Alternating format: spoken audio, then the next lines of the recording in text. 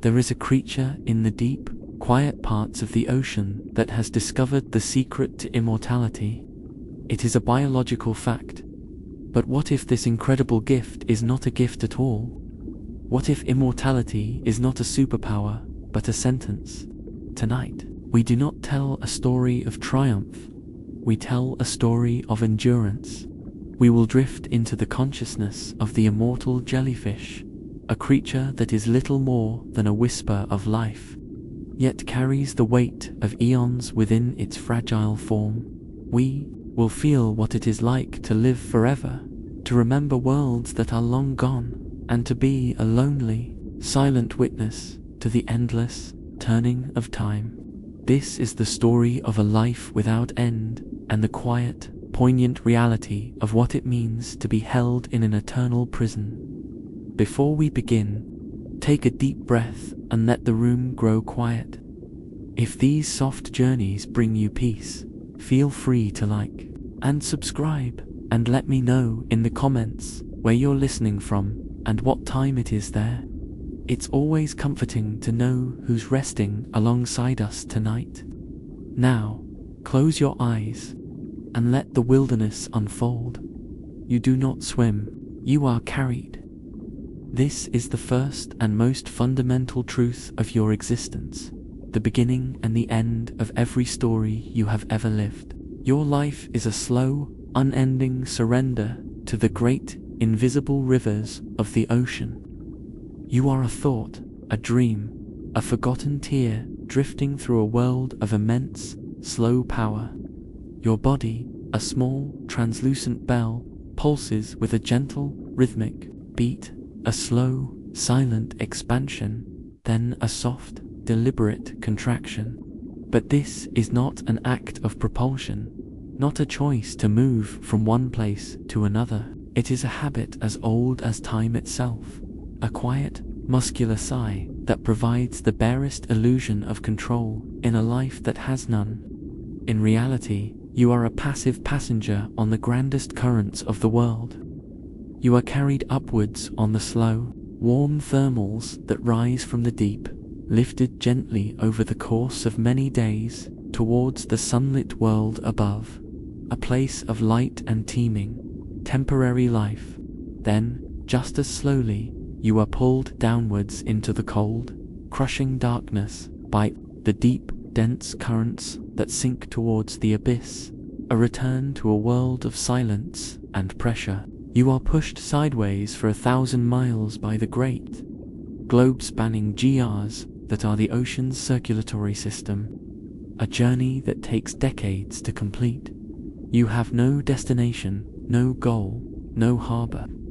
Your journey is the journey of the water itself. You have been everywhere, and you are going nowhere. This constant, gentle, and aimless movement is the defining feature of your endless life. You do not fight it. You do not resist it.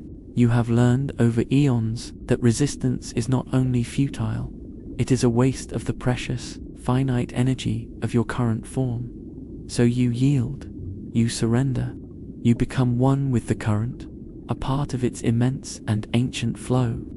You are a ghost in the machine of the ocean, a silent witness to its grand, slow, and eternal dance. And you have been dancing this same dance since the world was young, since the continents themselves were still finding their final resting places. You are adrift on the currents of time itself, a lonely vessel on a sea with no shore. Your physical form is a masterpiece of fragility, a paradox of being. You are almost not there at all. Your body, your bell, is a delicate creation of 0% water, a shimmering, translucent vessel that gives physical form to an ancient and impossibly heavy consciousness. You are a living lens through which the ocean perceives itself, a drop of seawater that has somehow learned to remember. When you drift through the sunlit upper waters, the light passes directly through your diaphanous form, barely casting a shadow on the water below. You are a creature of pure light and water, a living prism that sometimes, just for a moment, breaks the sunlight into a tiny, fleeting rainbow. When you sink into the deep, the profound, ink-black darkness of the abyss becomes a part of you. You are a vessel of darkness, then a small pocket of night, indistinguishable from the world around you. You are a master of camouflage, not by choice, but by nature. You hide by simply not being solid enough for the world to notice. Your tentacles, a fine, trailing web of near-invisible threads, are not weapons. They are extensions of your senses. Delicate feelers that report the subtle changes in the water's texture, salinity, and temperature. They trail behind you for many feet, a ghostly, silken net that tastes the water, feeling the history of the currents, the memory of the life that has passed this way. This profound fragility is not a weakness. It is the secret to your endurance. A more complex, more solid creature would be crushed by the immense pressure of the deep, a pressure that can bend steel. A stronger creature would be torn apart by the power of a storm's surge. But you, in your simplicity, you endure. You do not resist the pressure. You equalize with it. You do not fight the storm. You become a part of its chaos and flow with it. You yield. You bend and flow with the world, never opposing it.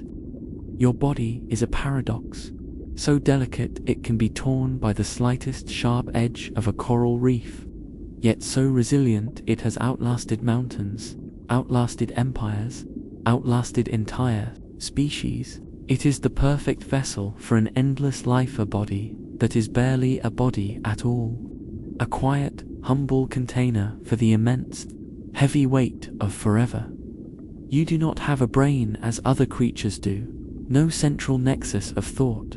Your consciousness is a distributed network, a web of nerves that holds not thoughts, but echoes. You do not think in words or images, but you remember. You remember everything. Your memories are not stories. They are ghosts of sensation, imprinted upon your very being over countless lifetimes, rising unbidden from the deep. A sudden, sharp drop in the water temperature as you drift through a thermocline might trigger a deep, cellular memory, a cold memory of a world covered in ice. It is a phantom feeling, a sudden ghost chill that makes your bell contract, a memory of a time when the great glaciers reached far out into the sea and the ocean was a different, more brutal place.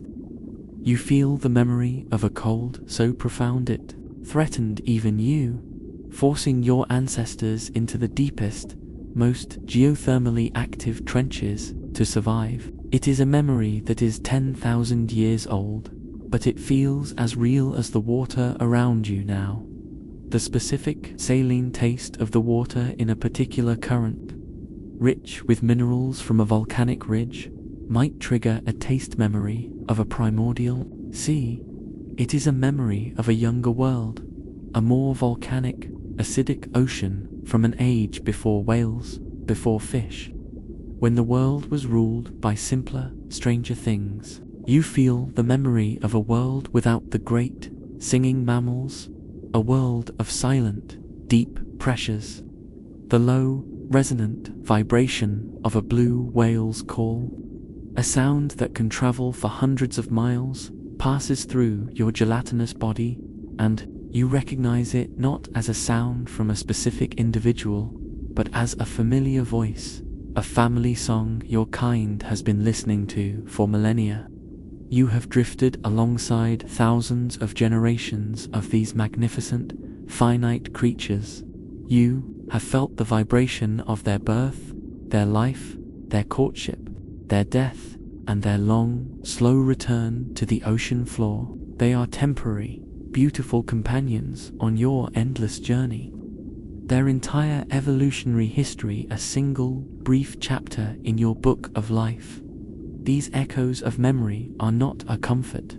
They are simply a presence, a constant, quiet hum in the background of your existence, a profound and lonely reminder that everything else in this world is born, lives, and then comes to an end. Everything but you. To sustain this endless life requires an endless, simple task. You must eat. But for you, this is not an act of hunger, or aggression, or satisfaction. It is a chore, an automatic, mindless process that you have been performing for longer than you can remember, a biological imperative from which you can never rest. As you drift, your nearly invisible tentacles are spread out around you like a living net, a delicate web designed to filter the story of the water. You are drifting through a thick, living soup, the teeming, microscopic world of plankton. This is a cosmos in itself. You see the tiny, beautiful diatoms in their intricate houses of glass, the darting, almost invisible copepods, the larval stages of crabs and fish, all drifting with you on the same currents. They are your constant, unknowing companions, and they are your fuel. The process is one of pure, mindless efficiency. A tiny creature bumps against one of your trailing tentacles. The contact triggers an ancient, simple, nervous reaction. A specialized cell, a psittacyte, fires a microscopic, thread-like dart, not with venom, but with a sticky substance that holds the plankton fast. This happens without any conscious thought from you. It is a reflex older than thought itself. Then, the tentacle itself begins to contract, a slow, graceful curl, bringing the tiny morsel of food towards your mouth at the center of your bell. There is no chase, no struggle. There is only this gentle, automatic, and infinitely repetitive filtering. You are a mindless harvester in the great, invisible fields of the ocean, a living cloud of mist that gently consumes other, smaller clouds. You do not taste the food in a way a human would understand. There is no pleasure, no feeling of a satisfied hunger. There is only the simple, cold conversion of this tiny spark of external life into the chemical energy required to keep your own vessel functioning, to keep your bell pulsing, to keep your ancient consciousness housed. It is the endless, boring work required to maintain your eternal prison. It is the simple, biological imperative to continue, to persist, to endure. So you drift, and you filter, and you pulse, your existence a quiet, monotonous, and eternal cycle of consumption and continuation, a life sustained not by will, but by the simple, unbreakable laws of your own strange and wondrous biology. Time, for you, is measured not in years, but in bodies. You have inhabited thousands of them, each one a temporary vessel, a single chapter in your unending story. And now, you can feel this one beginning to fail. It is a familiar sensation, a quiet and intimate knowledge that you have experienced more times than there are stars in the sky. It is a feeling you know better than any other. It begins as a subtle change in the rhythm of your bell. The steady, gentle pulse that has defined this lifetime, a beat as constant as your own existence, begins to falter. It becomes weaker, less regular. A beat is missed here, a contraction is less complete there. The effortless grace of your movement gives way to a slight, clumsy stutter. Your body feels tired. It is a weariness that settles deep within your cells, a fatigue that cannot be remedied by rest. Your tissues, once resilient and clear as glass, now feel thinner, more prone to tearing. A small tear from a sharp piece of coral that would have healed in your youth now lingers, a persistent, dull ache, a sign of your vessel's decay. Your ability to catch food becomes less efficient, your tentacles less responsive, their sticky threats diminished. This is old age. This is senescence. for any other creature in the sea. This cascade of failures would be accompanied by a rising sense of panic, a frantic struggle against the approaching final end. But you feel no fear. Fear is an emotion for those who face a true and final oblivion. For you, there is only a deep, profound, and ancient weariness. It is the feeling of a chapter ending, knowing full well that the book itself will never close.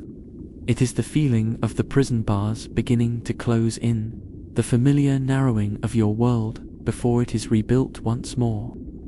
It is a tired resignation, an acceptance of the inevitable cycle. You stop trying to feed. You let your tentacles trail limply behind you, no longer a net, but a frayed and useless train. You surrender to the pull of gravity, a force you have resisted for this entire lifetime. You stop pulsing. You stop fighting the gentle, upward push of the water. And you begin the long, slow, spiraling descent into the cold, quiet darkness below, a journey not to an end, but to a strange and lonely new beginning. For a long time, an eternity measured in the slow drift of plankton and the patient settling of sediment, you exist in the vast, blue emptiness. Your world is a gentle, sensory hum, a state of being rather than a place. But then, a new presence enters your awareness. It is not a vibration you feel through the water, nor a chemical scent you taste with your trailing tentacles. It is a slow, immense, and silent shift in the light itself, a gradual change in the very architecture of the world around you. A great shadow falls over you, a sudden and gentle eclipse that momentarily blocks the warm, life-giving sun from above. It is a shadow that has substance, a presence that displaces the water with a quiet, confident authority. You do not react, for you have no fear, but your ancient, distributed consciousness registers the arrival, drifting slowly and majestically through the water column above. You is one of the ocean's other timeless wanderers, a great sea turtle. It is an old creature, perhaps a century old, its life a single, long, unbroken thread of memory and purpose. Its immense carapace is not just a shell. It is a living map of its journeys, a curved continent of keratin that tells the story of a lifetime spent crossing the great oceans. It is covered in the small, white, conical shells of barnacles, tiny stowaways that have traveled with the turtle for thousands of miles. Delicate flags of green algae trail from the edges of its shell, waving gently in the current it creates. Each scratch on its surface is a story of a narrow escape from a predator in its youth. Each worn patch a testament to 1,000 slow brushes against abrasive coral reefs. Its face is a mask of ancient wisdom, a beautiful, wrinkled, and leathery visage that has looked upon a century of ocean life. Its powerful, beak-like mouth is set in a permanent expression of serene determination. Its large, dark eyes, holding a deep, calm, and patient intelligence, blink with an impossibly slow and deliberate rhythm, as if each blink is a considered thought. Its movements are the definition of grace. Its great, wing-like front flippers pull it through the water with slow, powerful, and rhythmic strokes. It is not swimming, it is flying through a medium thicker than air. Unlike you, who are a passive servant of the currents, the turtle moves with a quiet, unwavering purpose. It is not drifting, it is traveling. It has a destination. It is on a pilgrimage. This ancient turtle is guided by forces you can feel but cannot use, a deep and mysterious knowledge that is written into its very being. It is on a journey that spans the entire ocean basin, a migration of thousands of miles, and it navigates this vast, featureless expanse with an unerring accuracy that defies human understanding. Deep within its ancient brain is a compass, a biological magnet that can sense the Earth's invisible magnetic field.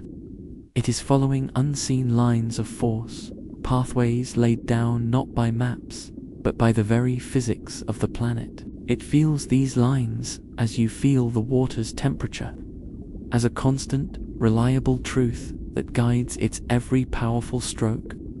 It is returning to a single, specific place on the globe, a place it has not seen in many years, but that it remembers, with a certainty that is absolute. It is returning to the beach where it was hatched, a small stretch of sand it left as a tiny, vulnerable creature nearly 100 years ago, a memory that has been the silent, guiding star of its entire adult life. This journey is not a choice. It is a sacred duty, a biological imperative, the great and final purpose of its long life. Its existence is a straight line, a story with a clear beginning in the warm sand, a long and eventful middle in the great, wide ocean, and a definitive purpose at its end. A return to the beginning. This concept is alien to you. Your life is not a line, but a circle. An endless, repeating, gentle loop with no beginning and no end. You have no home beach, no sacred ground to return to. You were not born of sand and sun, but of cellular magic in the cold, dark, deep. The entire ocean is your home, which means, in a way, that nowhere is truly home. You have no pilgrimage to make, no duty to fulfill. You are a citizen of the currents, a being of the journey itself, a journey without a destination. The turtle's life is a story being written, moving towards its final, meaningful chapter. Your life is a single word being repeated for eternity. The great turtle, on its unswerving path, glides silently past you. To this immense and focused creature, you are nothing. You are a tiny, insignificant speck in the water column, another piece of drifting plankton, a mote of dust in the vast cathedral of the sea. Its large, dark eye, ancient and slow blinking, passes over you without a flicker of recognition. Its mind focused on the magnetic pathways and the distant scent of its natal shore. It is on a journey of such epic scale and purpose that your small, aimless existence does not register in its world at all. But from your perspective, the encounter is profound.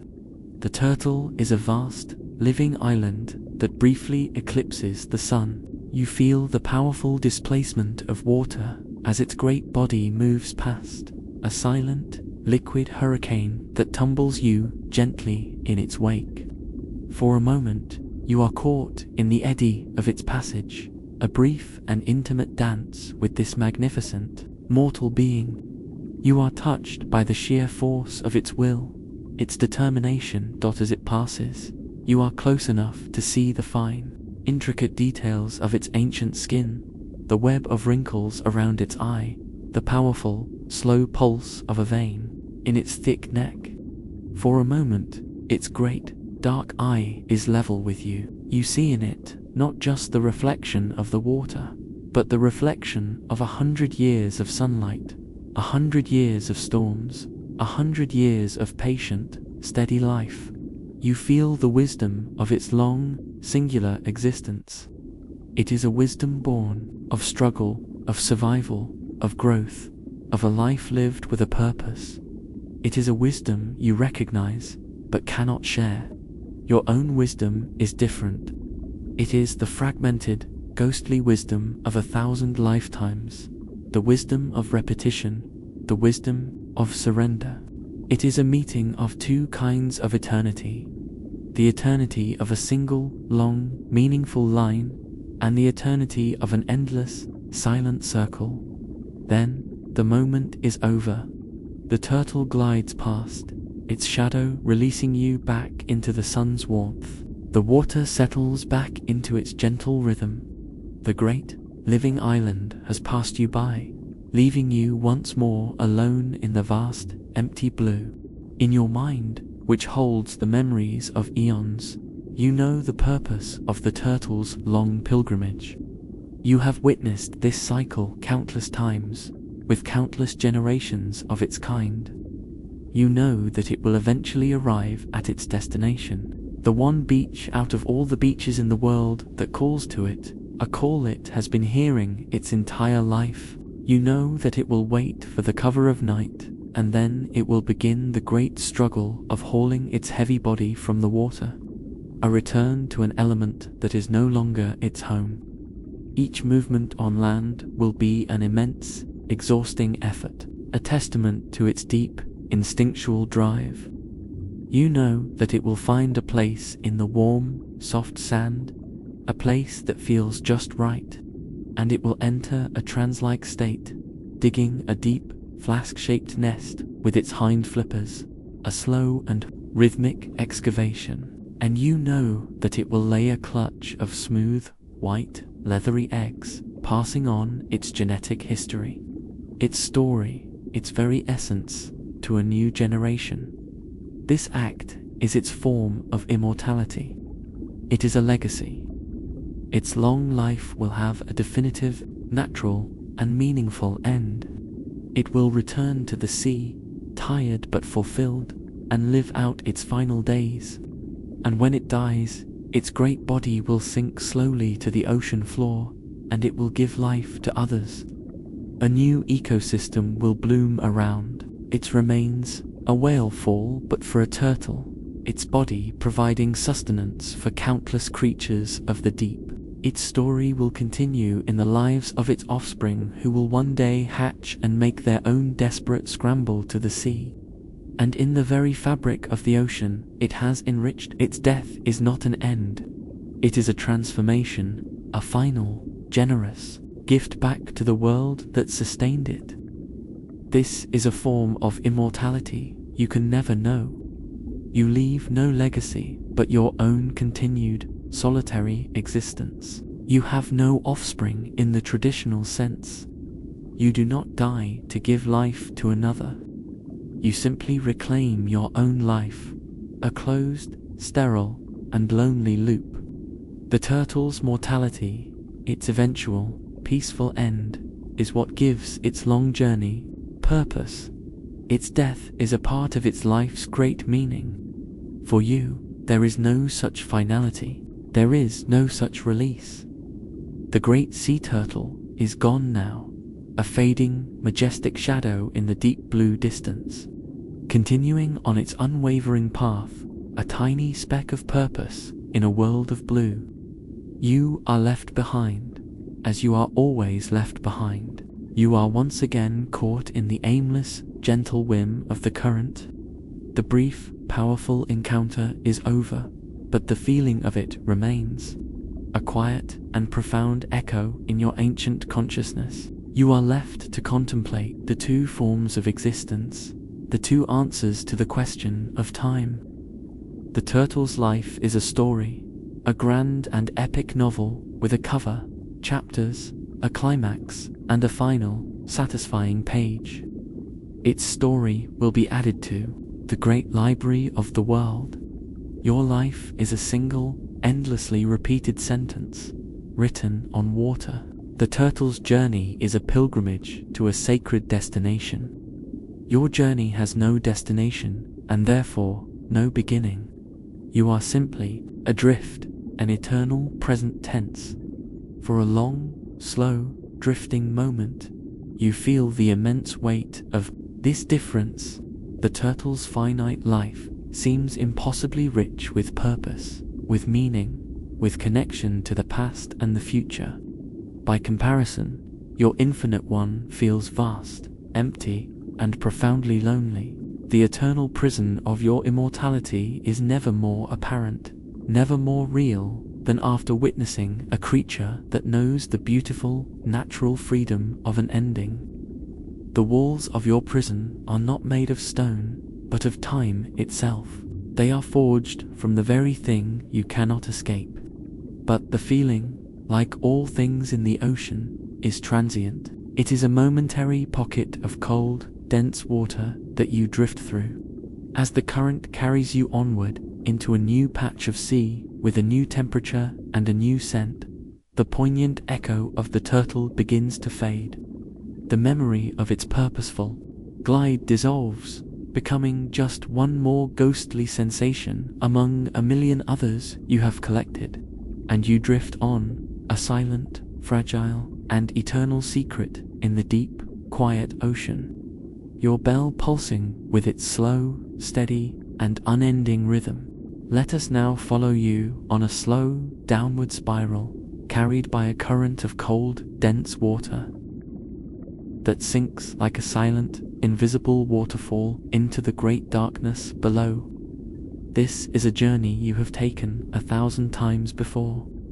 The world of light and color is a fading memory, a distant ceiling of shimmering blue that becomes smaller and smaller until it is just a tiny, forgotten star in a sea of deepening indigo, and then, with a final, gentle sigh, it is gone. You have entered the abyss. The change is not just one of light, but of feeling. The pressure here is immense, a physical weight that would crush the strongest steel. But your soft, water-filled body does not feel it as a threat. You are one with the pressure, a part of it. Your delicate form perfectly equalized with the immense weight of the miles of water above you. It is a constant, heavy, and strangely comforting embrace, a reminder of the sheer power of the world you inhabit. The temperature is a deep and constant cold, just a few degrees above freezing. A cold that has not changed for 1,000 years. Time itself seems to slow down here, each moment stretching into a long, quiet eternity. You finally come to rest, your endless descent ending in a state of neutral buoyancy, drifting just a few feet above the seafloor. This is the abyssal plain, the largest and most empty habitat on Earth. You look down, though you do not see with eyes, you sense. It is a vast, featureless desert of fine, grey, silty mud that stretches for thousands of uninterrupted miles in every direction. This mud is not soil. It is the accumulated dust of eons, the final resting place of everything that has ever lived and died in the waters far above. It is made of the microscopic, glass-like shells of diatoms, the intricate, calcium carbonate remains of tiny foraminifera, and the faint, organic memory of creatures from 1,000,000 years ago. It is a soft, grey desert of memory, a place where the history of the world is written in a language of dust and silence. To be here is to be at the bottom of everything, in a place of profound and utter stillness, a silence so deep it feels like a sound in itself. The great, empty expanse of this plain is the first and largest wall of your eternal prison, a boundary made, not of stone, but of sheer unending and patient emptiness. It is a floor and a wall and a ceiling of nothing, and it is a space you know with an intimacy that is both comforting and terrifying as the deep, almost imperceptible current carries you slowly across the vast dark plain. A new geography emerges from the gloom. At first, it is just a shape, a pale and ghostly structure rising from the grey mud, an anomaly in the perfect flatness. But as you drift closer over the course of many hours, its form becomes clear. It is a cathedral of bone. The colossal skeleton of a great blue whale lies here, its immense ribcage curving upwards like the arches of a ruined temple. Its long, powerful spine, a fallen colonnade half buried in the silt. This is a monument to a life lived on a magnificent scale. You have seen this before. In one of your 1,000 previous lives, in a different body, in a different century, you remember this very whale. You remember it as a living, breathing, magnificent mountain of life in the sunlit waters far above. You remember the sound of its song, a call so deep and powerful it vibrated through your entire being. a conversation that spanned an entire ocean. You remember the shadow it cast as it passed over you, a fleeting eclipse of your world. Now, all that remains is this beautiful, silent, and stark monument to a life that had a beginning, a middle, and a magnificent, definitive end. But the whale is not gone. It has become a new world. This whale fall is a secret oasis of life. In the abyssal desert, a bustling city built upon a noble death. A bizarre community of creatures has risen to consume it. A cycle of life you can only observe. Ghostly white crabs with long, spindly legs crawl slowly across the bones, their claws picking at the last remnants of tissue. Strange, pink, eel-like hagfish slither in and out of the great eye sockets of the skull, their movements languid and unsettling. And on the bones themselves, you can see colonies of a creature as strange as you are. Osedax, the zombie worm. These tiny, flower-like worms, with their plume-like gills, have no mouth and no stomach. They drill into the whale's bones using a network of green, root-like structures to absorb the fatty lipids from within the bone itself. They are feeding on the very memory of the whale's strength, a process that will take decades to complete. This is the ocean's way. Death is never an end. It is always a transformation into new and different life. But it is a cycle you are exempt from. You watch this vibrant, thriving community founded on a glorious death, and you drift on, a sterile and lonely immortal who can give nothing back to the world, for you are never truly taken by it. You are a permanent witness, never a participant. You leave the silent, bone-white cathedral behind, and drift once more into the absolute, perfect blackness of the abyss. The darkness here is a physical presence. It is not just the absence of light. It is a thick, heavy, and velvety blanket that covers everything. It is a state of being, a medium as real as the water itself. In this eternal night, sight is a useless, forgotten sense. But the darkness is not always complete. For the secret of light in the deep is that it does not come from above, from a distant, forgotten sun, but from within, from life itself. As you drift in the perfect blackness, you begin to witness a silent, secret, and magical light show, a language spoken by the denizens of the deep.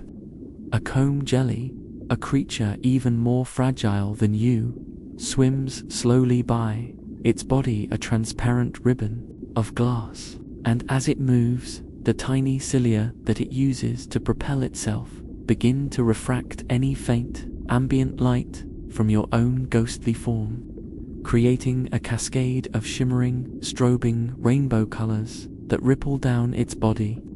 It is a living rainbow in the heart of darkness, a momentary, breathtaking display that vanishes as quickly as it appeared, a fleeting whisper of beauty.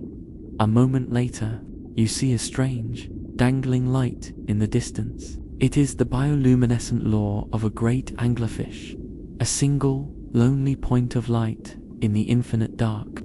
The light, produced by a colony of symbiotic bacteria in a small sac on its head, pulses with a soft, hypnotic rhythm. It is a beacon of false hope, a deadly trap designed to attract smaller, curious creatures to their doom, into the waiting darkness of its immense, unseen mouth.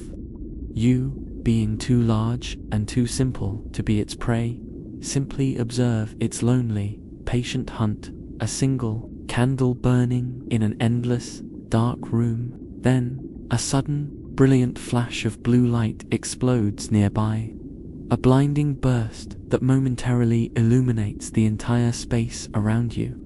It is a deep-sea shrimp, which has released a cloud of bioluminescent fluid to startle and confuse a potential predator.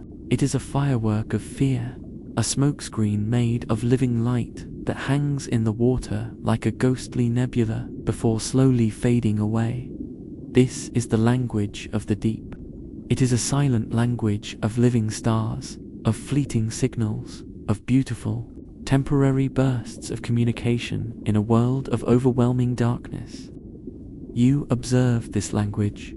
You understand its grammar of light and shadow, but you create none yourself.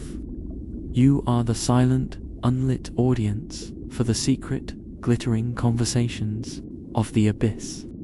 The current shifts, a subtle change in pressure and direction, carrying you now towards a different region of the seafloor, a place where the mountain ranges of the mid-ocean ridge rise from the plain.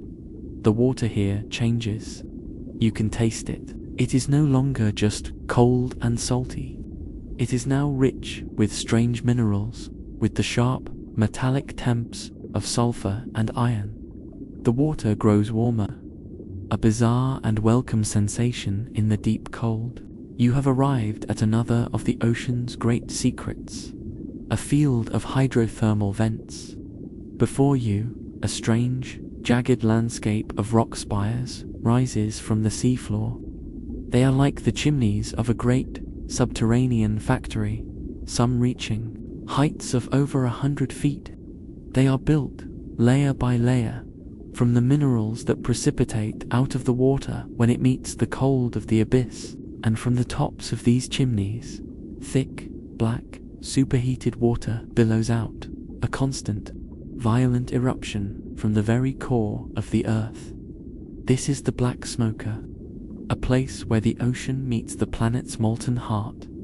The water here is superheated to hundreds of degrees, rich in minerals and chemicals that are toxic to almost all life on the surface.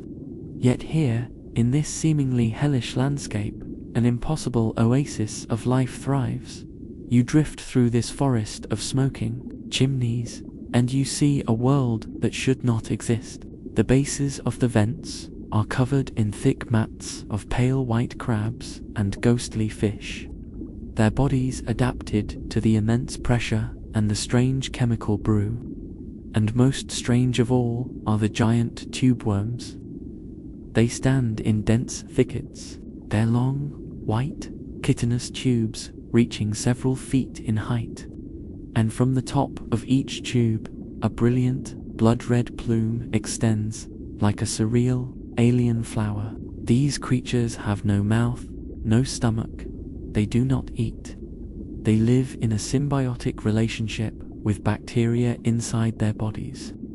Bacteria that can convert the toxic sulfur compounds from the vents directly into energy. They are living on pure chemistry, a life form completely independent of the sun. You drift past this impossible garden, this city built on fire and poison. It is another form of bizarre, resilient life, a mirror to your own strange existence. It is life where it shouldn't be, but unlike you, this community is vibrant, teeming, and interconnected. Your impossible life is a solitary one. Theirs is a frantic, crowded, and collaborative existence, a brief, bright, and glorious testament to life's stubborn refusal to surrender. A secret kept in the warm, dark, deepest parts of the world. You leave the warm, smoky world of the vents behind, and are once again caught by the main, deep ocean current. And now, you contemplate the final and greatest secret of your habitat, the true nature of your prison. It is the current itself, the great, slow, global ocean currents, driven by the planet's rotation and the differences in temperature and salinity, are the true wardens of your eternal life. They are a system of immense, unseen, and inescapable power. They are slow, but they are relentless. A current that moves only a few miles a day can carry you across the entire Pacific Ocean. A journey that takes not years, but centuries. You have been on this journey many times. You have been carried from the warm, equatorial waters, where life is abundant and the sun is bright, to the frigid, ice-choked waters of the poles, a journey of seasons and lifetimes. You have been pulled down into the crushing, silent darkness of the Marianas Trench, and you have been lifted up to the sunlit surface of the Sargasso Sea. You have no control. You are a prisoner of this global conveyor belt, a message in a bottle, with no message and no recipient.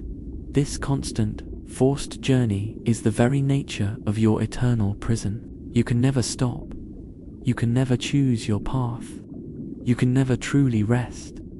Even when you revert to your polyp stage, you cling to a rock that is itself part of the Earth's slowly drifting crust.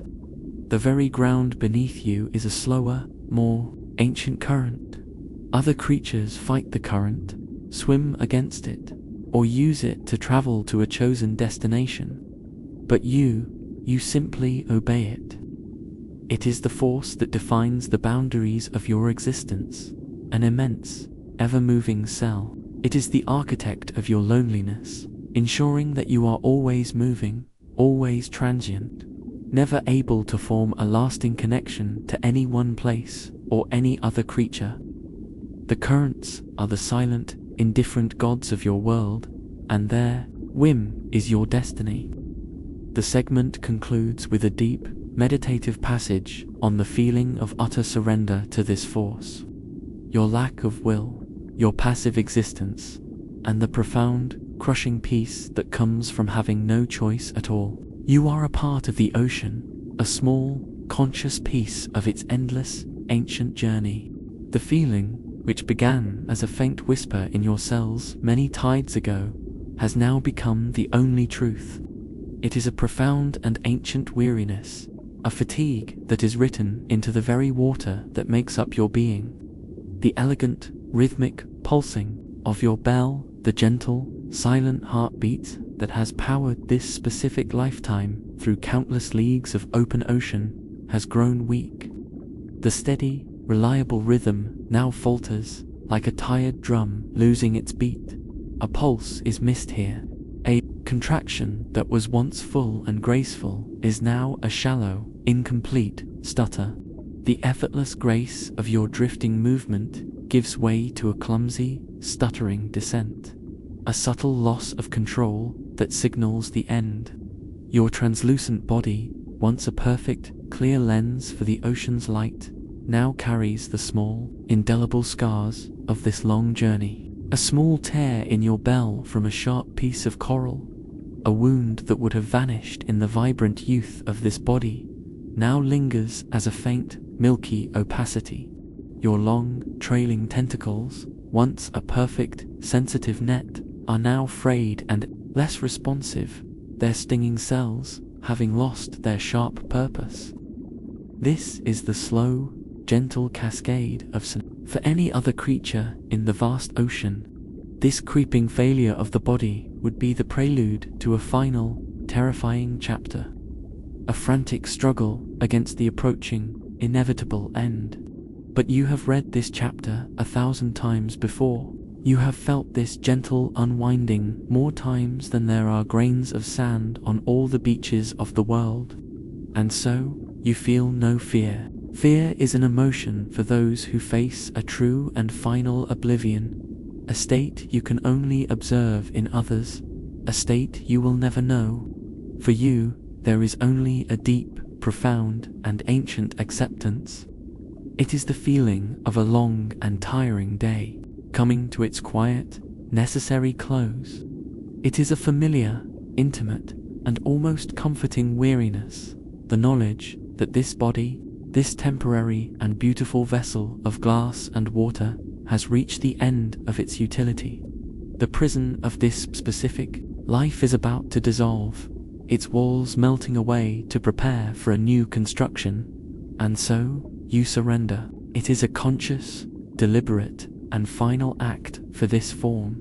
It is the only true choice you ever make. You stop the gentle, rhythmic pulsing of your bell. You cease the ancient habit of movement that has defined you. You let your long, thread-like tentacles go limp, no longer a net to catch life, but a frayed and useless train, a silken shroud for the body you are about to leave behind. For a long, suspended moment, you hang motionless in the deep, blue-black water, a perfect, still chandelier of glass, a frozen thought in the mind of the ocean, and then you begin to fall. You surrender completely to the pull of gravity, a force you have resisted with every gentle pulse for this entire lifetime. You do not struggle, you do not fight, you simply let go. The descent is not a frantic plummet, but a long, graceful, and silent spiral. You turn slowly, end over end, a single, forgotten snowflake drifting down through the immense, quiet darkness of the water column. You pass through layers of temperature and pressure, through the ghostly forms of other deep-sea creatures who pay you no mind, their own bioluminescent lights flashing in the distance like passing ships. You are just another piece of marine snow now, another small secret making its final journey down to the great, silent, and patient floor of the world. It is a journey not to an end, but to the place where you will begin again, the place where you will be remade. Your long, slow descent continues for what feels like an eternity. The pressure increases, a steady and comforting weight. The darkness becomes absolute, a physical presence. The water grows colder, stiller, a perfect suspension between states. Then, through your simple nerve net senses, you feel the seafloor approaching. You do not see it, but you can feel its immense, solid presence beneath you. It changes the pressure of the water around you, a subtle shift that tells you the journey is almost over. The final few feet of your descent are the slowest of all. As your fragile form is buffered by the water it displaces from the bottom, your trailing tentacles, now limp and lifeless, are the first to make contact. They brush gently against the fine, soft, silty mud of the abyssal plain. The sensation is a quiet, final anchor, a tether to something solid after a lifetime of being adrift. Then, the rest of your tired, ragged bell comes to rest, settling onto the ocean floor with a softness that is almost imperceptible. There is no impact, no sound, just a final, gentle settling, like a single thought coming to rest in a quiet mind, like a final, soft exhalation. And then there is stillness. This is perhaps the most profound and alien sensation of your entire existence. For your whole life, in this body and all the others before it, you have been in constant, perpetual motion, a slave to the whims of the great ocean currents. Your natural state is one of movement, of being carried, of endless transit. But now, for the first time in this life, you are still, absolutely still. The feeling is one of deep, resonant peace, a state of being you can only achieve at the end of each life. The great, invisible rivers of the ocean still flow in the water column high above you, but they no longer have power over you. You are anchored, you are home, if only for a short while. The prison of the currents has, for a time, released you. You rest in the perfect, cold, and silent darkness of the abyss, a small, collapsed bell of life on the floor of the world. There is no up, no down. There is no forward, no backward. There is only the immense, patient weight of the ocean above you, and the deep, quiet stillness of the seabed beneath you. It is a state of perfect equilibrium, a pause between two different eternities, between the life that was and the life that will be. You rest here, gathering the last of this body's fading energy, preparing for the great and bizarre miracle that is to come, the secret that is yours and yours alone. Now, in the absolute, silent darkness of the abyssal floor, The bizarre secret at the heart of your being begins to unfold. It is a process that defies the fundamental laws of life and death as all other creatures know them. It is your gift, and it is your curse. It is the very mechanism of your eternal prison. Your body begins to change. It is not the process of decay, of cells breaking down and rotting away into the silt. It is something far stranger, far more profound. It is the process of renewal, of time itself, not just stopping, but flowing backwards. The process begins from the outside in. Your long, delicate tentacles, the tools of your feeding, begin to shorten. They do not break off. They are absorbed back into your main body, their specialized cells losing their function, forgetting their purpose, their very identity dissolving into a more basic state. The elegant, translucent bell, the engine of your movement, begins to fold inward on itself, collapsing like a deflating lung, its beautiful, symmetrical shape deconstructing itself with a slow, deliberate purpose. Your form, once a graceful, pulsating Medusa, is now contracting, shrinking, becoming simpler. It is a movie of a life playing in reverse, a flower folding its petals back into a tight, closed bud, a story unwriting itself word by word, returning to its first, simple sentence. Deep within you, at a level far beyond thought or sensation, the miracle is happening at a cellular level. Each specialized cell in your body begins a process of transdifferentiation. A muscle cell, which has spent its life contracting and expanding, forgets the memory of movement. Its proteins reconfigure, its structure softens, its very identity dissolves, and it reverts to a more basic, more primordial state. A nerve cell, which has spent its life transmitting the faint signals of your ancient consciousness, the echoes of 1,000 lifetimes, forgets the echo of sensation. It, too, returns to its beginning. All the cells of your complex body are letting go of their purpose, surrendering their roles, and becoming pluripotent stem cells, the universal building blocks of life. Cells that hold the potential to become anything. You are not dying. You are ungrowing. You are disassembling the intricate palace of your body, stone by stone, and returning it to the simple, humble quarry from which it was built. The process is slow, silent, and deeply mysterious, a biological ritual that has allowed you to witness the dawn of mountains and the slow drift of continents, the eternal reset button at the heart of your being. The transformation is now complete. You are no longer a single, drifting, sentient creature. Your magnificent, complex form has been entirely consumed, recycled, and reborn. Where the beautiful, fragile jellyfish once rested, there is now only a small, simple cyst clinging to the dark, cold rock of the seafloor. This cyst contains the blueprint, the very essence of you, and it begins to grow, not into a new jellyfish, but into something much simpler. Your earliest ancestral form, it becomes a polyp colony. Tiny, plant-like stalks begin to rise from the rock, each one with a small mouth and a ring of tiny, simple tentacles.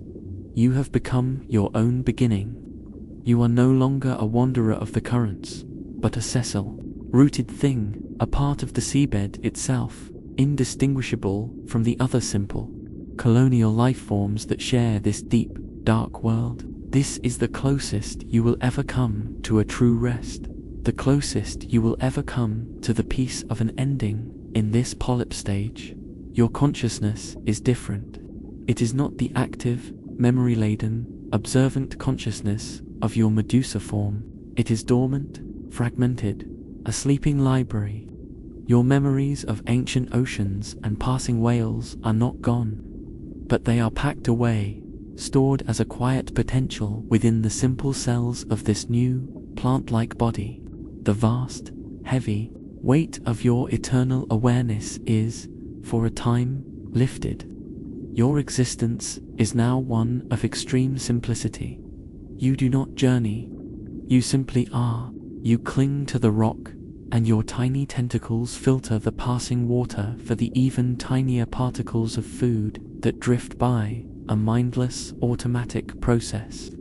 You are a simple, biological machine, waiting. Time loses all meaning.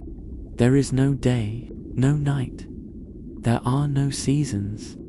There is only the slow, patient passage of the deep ocean currents, the gentle settling of marine snow upon you, and the long, slow, quiet waiting. Days, years, decades, even centuries might pass in this state. It is a long, dark, dreamless sleep, a state of profound and deep hibernation, a pause in the endless sentence of your life, a comma in a story that will never find its period. Time passes, an immense, unknowable amount of time. In the world far above, seasons change, ice ages come and go, stars shift in the sky, entire species are born and then vanish from the world. But here in the deep, all is constant, all is still, and then a subtle shift. A change in the deep ocean current brings a new temperature, a new chemistry to the water around you. A signal that the world has changed enough to warrant your return. Or perhaps it is an internal clock, a timer set for 100 years, that finally rings its silent alarm deep within your dormant cells. Whatever the trigger, the potential that has been sleeping for so long begins to stir. A new process begins. A single point on one of the polyp stalks begins to differentiate, to change. A small bud starts to form.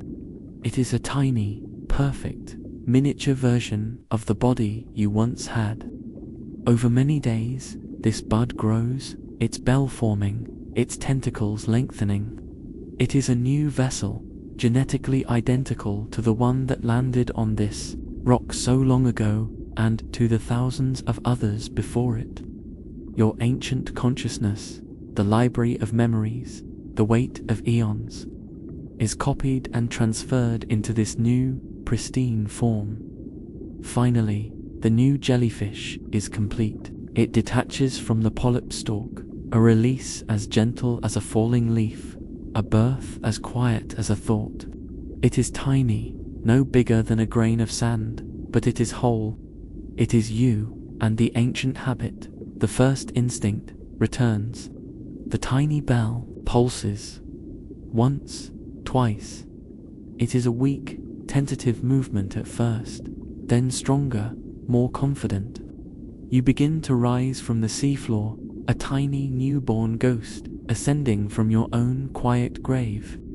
You are caught by the deep current, and the journey begins again. You are rising towards the distant, forgotten light, a new body, but the same old, weary soul.